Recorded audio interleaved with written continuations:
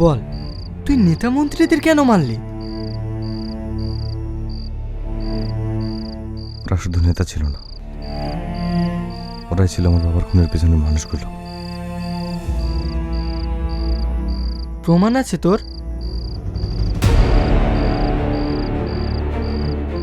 প্রমাণ তো আপনাদের হাতে থাকার কথা স্যার, কিন্তু সত্য হলে ফাইলগুলো বন্ধ হয়ে যায়। তাই বলে তুই নিজের হাতে বিচার তুলে নিবি? না স্যার, আমি শুধু দেরিতে হয় না বিচারটা দ্রুত করে দিলাম। তুই জানিস এতে তোর মৃত বাবা ফিরে আসবে না? ফিরবে না জানি, কিন্তু এখন অন্তত কেউ জানবে সব অন্যায়ের হিসাব একদিন ঠিকই হয়। তোর বাবা কে ছিলেন?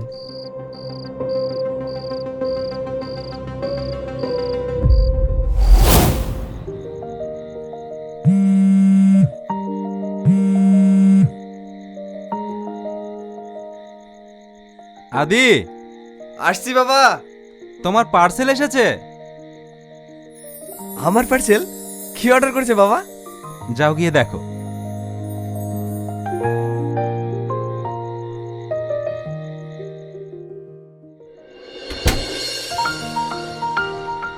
এটা কি? আইপ্যাড? এটা সত্যি আমার?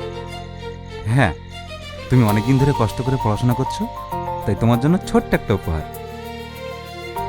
বাবা, আমি বিশ্বাস করতে পারছি না। থ্যাংক ইউ বাবা। খুশি হলে? শুধু খুশি না, আমি আকাশে উড়ে যাচ্ছি মনে হচ্ছে। আজ থেকে আমি এতেই পড়াশোনা করব, ছবি আঁকবো, ভিডিও করব, সব করব। কিন্তু একটা শর্ত আছে। কি শর্ত বাবা? সময় মতো পড়াশোনা, আর তুমি তোমার স্বপ্নকে কখনো ছাড়বে না। কথা দিচ্ছি বাবা, এই আইপ্যাড আমার শুধু গিফট না, এটা আমার স্বপ্নের শুরু। পাগল একটা।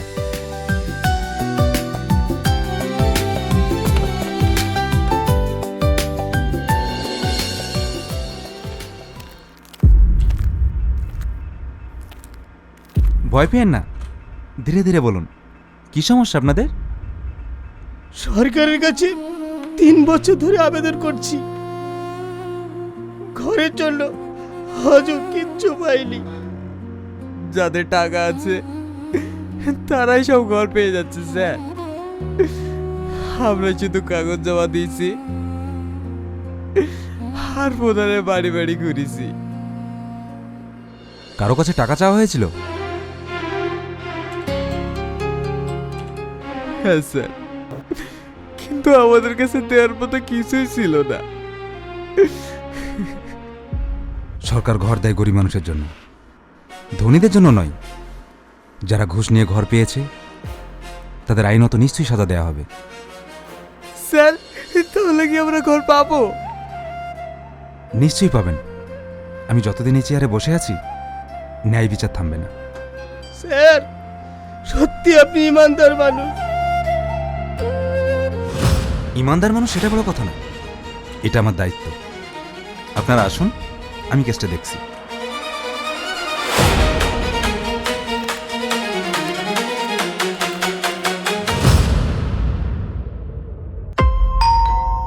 কে?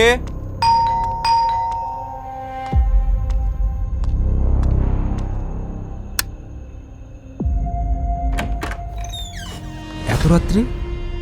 সব ঠিক তো? হ্যাঁ, একটু ভিতরে বসে কথা বললে ভালো হয়।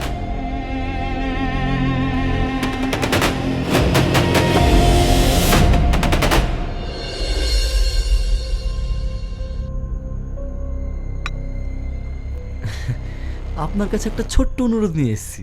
বলুন। একটা ফাইল আছে যেটাতে আপনার সহযোগিতা পেলে খুব সহজে পাশ হয়ে যাবে। নিয়ম মেনে? আসলে পুরো নিয়ম মেনে না, তবে এতে অনেক মানুষের উপকার হবে। নিয়ম ভেঙে মানুষের উপকার মানেই তো অন্যায় শুরু, এমএলএ সাহেব। আপনার একটা সাইন পড়লে আর কেউ কোনো প্রশ্ন করবে না।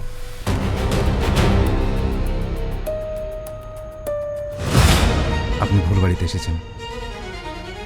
আমার কলম শুধু সত্যের পক্ষেই চলে। আপনি তো জানেন আমার পিছনে বড় বড় লোক আছে। আর আপনিও জানেন আমার পেছনে আছে আইন আর জনগণ। তার মানে আপনি সাহায্য করবেন না, তাই তো? যদি কাজটা সঠিক হয় তাহলে কালকে থানায় এসে ফাইলটা জমা দিন। আর যদি ভুল হয় তাহলে আজ থেকে সাবধান হয়ে যান।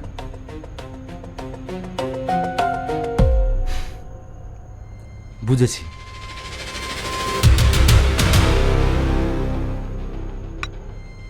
আর হ্যাঁ,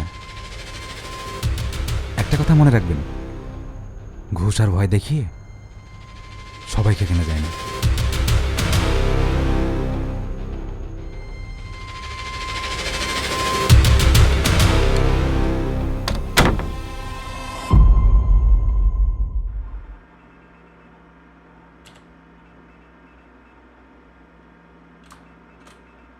নমস্কার আছি সাহেব,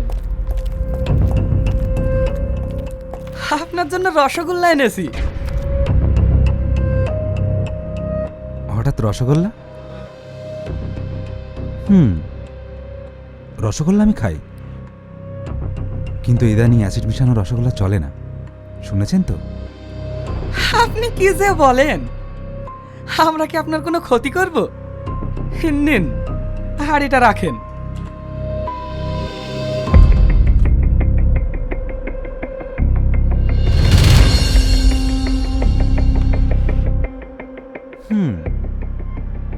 রসগোল্লা তো ভালো, কিন্তু কাঁচানোটার গন্ধটা বড্ড সমস্যা করছে।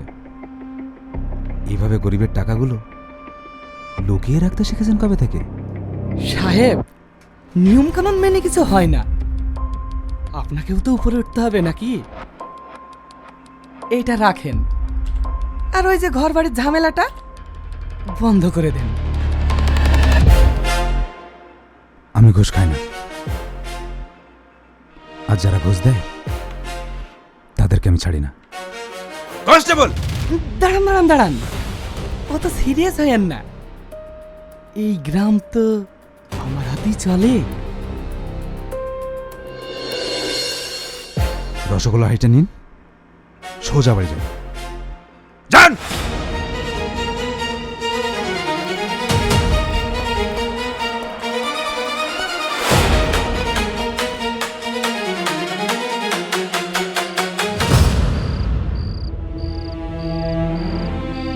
কিন্তু আমরা তো জানি তোর বাবা গ্রামের লোকজনের সঙ্গে খারাপ ব্যবহার, অসৎ কাজকর্মে জড়িত ছিল বলে গ্রামের লোকজন তাকে মেরে দিয়েছে।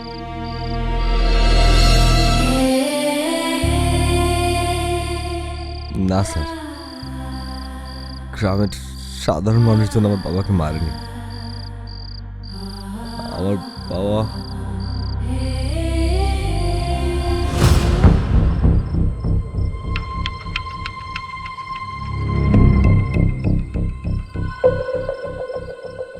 ওই পুলিশটা আমাদের মাথার উপরে উঠে বসছে। হাঁটুর বয়সের ছেলে, সাহস দেখেছো? ঘুষ নেয় না, সারাক্ষণ শুধু কাগজ নিয়ে পড়ে থাকে, আবার ধরে ধরে আমাদের ছেলেকে লোক মেরে খাচ্ছে। স্যার, ওর কারণে আমাদের নিচে লেভেলে ব্রেক লেগে যাচ্ছে, আমার কমিশনের কাগজ পর্যন্ত আটকে দিয়েছে। এইভাবে চলতে থাকলে সর্বনাশ হয়ে যাবে।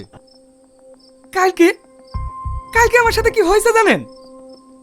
মিষ্টির হাড়ি নিয়ে গিয়েছিলাম, ভাবলাম শালাকে চুপ করিয়ে আসবো, তা না, শালা উল্টে আমাকেই ফাঁসিয়ে দিচ্ছে। ওর চোখে আগুন দেখেছি স্যার। ওই শালা যতদিন এখানে থাকবে আমাদের কোনো কাজ সঠিকভাবে হবে না। আগুন? অত বড় জ্বালাটাকে জল দিয়ে নেভানো যাবে না, আগুনকে আগুন দিয়ে নেভাতে হবে। বলো বলো কি উপায়? স্যার, আমি ট্রান্সফারের ব্যবস্থা করেছি, কিন্তু ওর ওপর লেভেল অফিসার অবধি রিপোর্ট গেছে সে অনেস্ট, ক্লিন। এক কথায় ওকে সরানো যাবে না। তাহলে তাহলে একটাই উপায়, ওই শালাকে এমন জায়গায় পাঠাতে হবে ও যেন আর কখনো ফিরে না আসে। সোজা কথা বলো রাজেন, তুমি কি বলতে চাইছো? ওকে কি খুন করতে হবে? হ্যাঁ, স্যার।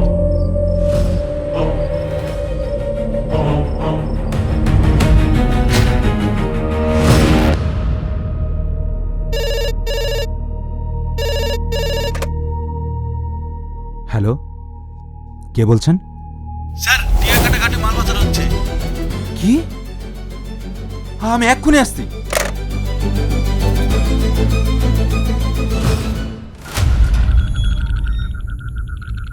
আমি এক্ষুনি আসছি।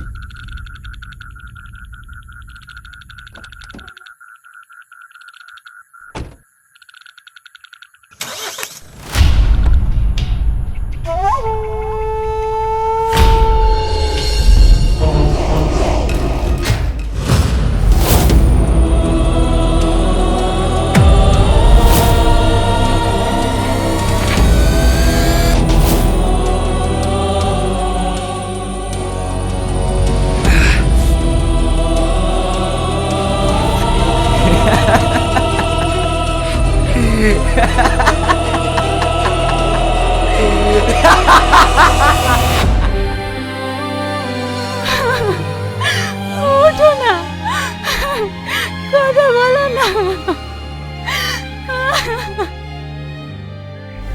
কথা বলো না। তুমি বাবা আমাদেরকে ফেলে যেতে পারো না, কথা বলো না। আদি তোর বাবাকে কথা বলতে বল না, কথা বলতে বল না।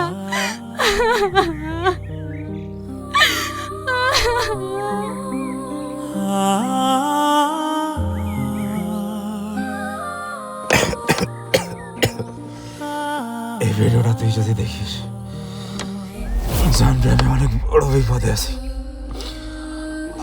আমার হাতে আর সময় নেই। তুই ভালো করে জানিস তোর বাবা কখনো ঘুষ খায়নি আর অন্যায়ের সাথে আপোষও করেনি। গ্রামের প্রধান এমএলএ